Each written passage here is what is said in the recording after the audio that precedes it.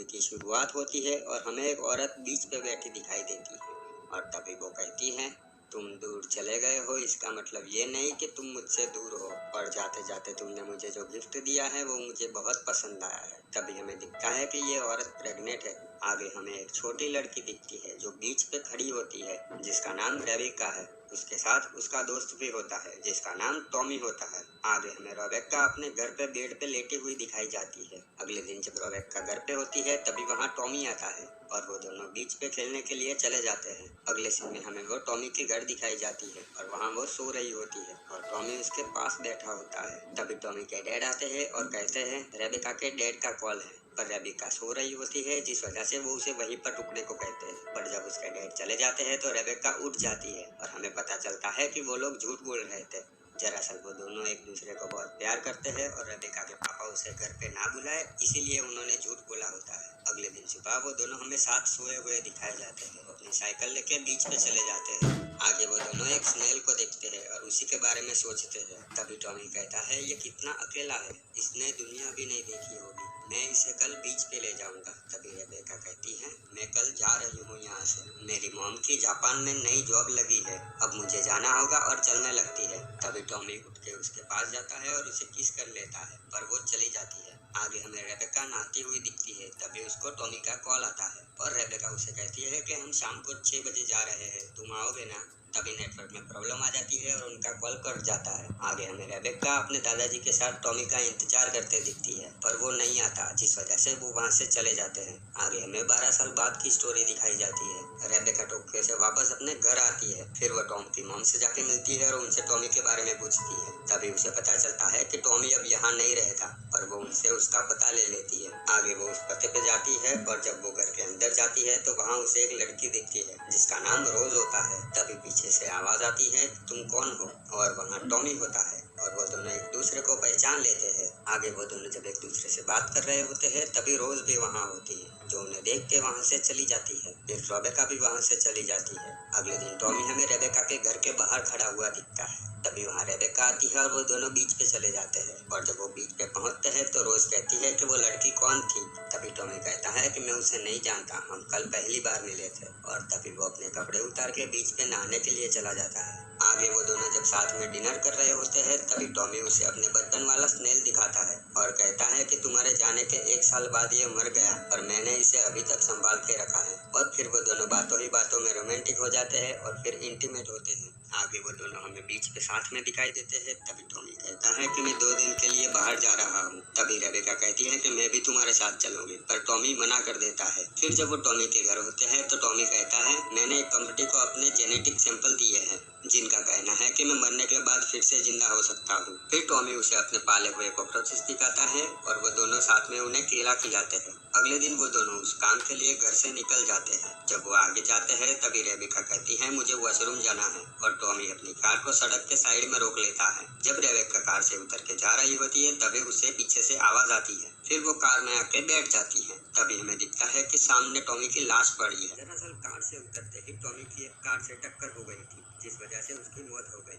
आगे हमें दिखता है कि रेबेका उस स्नेल को डब्बे से निकालती है। तभी वहाँ उसे एक चिट्ठी मिलती है जिस पे लिखा होता है, मैं तब तक तुम्हारा इंतजार करूंगा जब तक मैं जिंदा रहूंगा। फिर वो लैपटॉप पे टॉमी की फोटोज देखती है। आगे हमें रेबेका बीच पे दिखती है और वो टॉमी के जैसे ही हरकतें कर रही होती है। फिर वो हमें टॉमी के कमरे के पास दिखाई देती है। आगे हमें रेबेका के घर पे टॉमी के मॉम डैड दिखते हैं। तभी रेबेका उन्हें उस लैब के बारे में बताती है और कहती है कि टॉमी फिर से जिंदा हो सकता है। तभी टॉमी की मॉम कहती है कि मेरा बेटा कोई जानवर नहीं है जिसे हम कब्र से निकाले। रेबेका उन्हें मनाने की कोशिश करती है पर वो वहाँ से चले जाते हैं। आगे हमें दिखाया जाता है कि टॉमी के डैड रेबेका को जेनेटिक सैंपल देते हैं। तभी रेबेका कहती है कि क्या हम यहाँ से दूर चले जाए, पर टॉमी के डैड उसे मना कर देते हैं और कहते हैं कि हम अगले हफ्ते यहाँ से जा रहे हैं। आगे हमें वो उस जेनेटिक लैब में दिखते हैं जहाँ उसका इलाज हो रहा होता है। आगे हमें रेबेका प्रेग्नेंट दिखाई देती है। तभी उसका ऑपरेशन होता है और एक बेबी जन्म लेता है। आगे हमें दिखता है वो अपने 3 साल के बेबी को लेकर बीच पे घूम रही होती है। रेबेका ने इसका नाम टॉमी ही रखा होता है, वो इसे टॉमी की तरह ही ट्रीट करती है। आगे हमें दिखता है टॉमी 5 साल का हो चुका है। तभी टॉमी पूछता है, मेरे डैड कहाँ है। तभी रेबेका जवाब देती है, उसके डैड की 5 साल पहले एक कार एक्सीडेंट में मौत हो चुकी है। आगे वो दोनों हमें साथ में घूमते हुए दिखाई देते हैं और टॉमी उसे पोएम सुना रहा होता है। फिर वो दोनों साथ में नहाने चले जाते हैं। अगले सीन में हमें दिखता है कि टॉमी अपने दोस्तों के साथ खेल रहा होता है। साथ एक छोटी लड़की भी होती है। तभी वहाँ रेबेक्का आती है और उस लड़की से कहती है कि तुम चाहो तो हमारे घर पे आके खेल सकती हो, पर वो लड़की मना करके वहाँ से चली जाती है। तभी टॉमी कहता है उसके शरीर से बहुत गंदी बदबू आ रही थी। आगे हमें रेबेक्का अपने पड़ोसियों के साथ दिखाई देती है। तभी एक औरत पूछती है, तुमने उस लड़की को अपने घर पे खेलने के लिए बुलाया है? अगर तुम्हें ना पता हो तो हम तुम्हें बता दें कि वो लड़की एक क्लोन है। उसकी माँ ने अपनी ही माँ को जन्म दिया है। इस बात को हम समझ सकते हैं, लेकिन हमारे बच्चे नहीं। दरअसल वो लड़की भी टॉमी की तरह एक क्लोन होती है।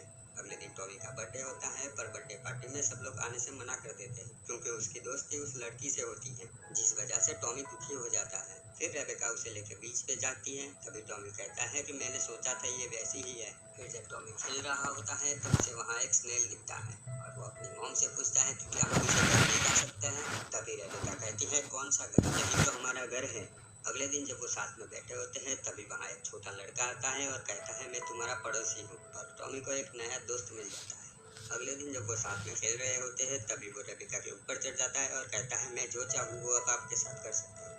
तभी वहाँ टॉमी का दोस्त आता है, जिसे देख वो उसके साथ चला जाता है। काफी साल बीत जाते हैं और हमें दिखता है कि टॉमी बड़ा हो चुका है। वो बिल्कुल अपने डैड के जैसा ही दिखता है। जब रेबेक्का उसके रूम में जाती है तो देखती है उसके साथ एक लड़की सो रही है, जिसे देख वो दुखी होकर वहाँ से चली जाती है। जब रेबेक्का बाहर बैठी होती है तभी उसके पास टॉमी आता है और कहता है कि मोनिका यहाँ कुछ दिन रहेगी। वो एक अच्छी लड़की है, जब मेरे साथ होती है तो मैं बहुत खुश रहता हूँ। आगे हमें दिखता है कि रेबेक्का उन दोनों को साथ में देख के बहुत दुखी रहती है। अगली सुबह मोनिका घर के बाहर जॉगिंग कर रही होती है, जिसे देख रेबेक्का टॉमी के रूम में चली जाती है और उसके साथ जाके सो जाती है। जब टॉमी उठता है तो देखता है कि उसके साथ रेबेक्का सो रही है, जिसे देख वो फटाफट अपने कपड़े पहनने लगता है। तभी वहाँ मोनिका आ जाती है और टॉमी के साथ इंटीमेट होने की कोशिश करती है, पर टॉमी उसे रोक लेता है और कहता है, चलो साथ में नहाने जाते हैं। अगले दिन रेबेक्का घर के बाहर बैठी होती है। तभी टॉमी और मोनिका वहाँ आते हैं। टॉमी अपनी मॉम के साथ मस्ती करने लगता है। मस्ती मस्ती में वो उनकी टी शर्ट के अंदर अपना मुंह घुसा देता है, जिसे देख मोनिका वहाँ से चली जाती है।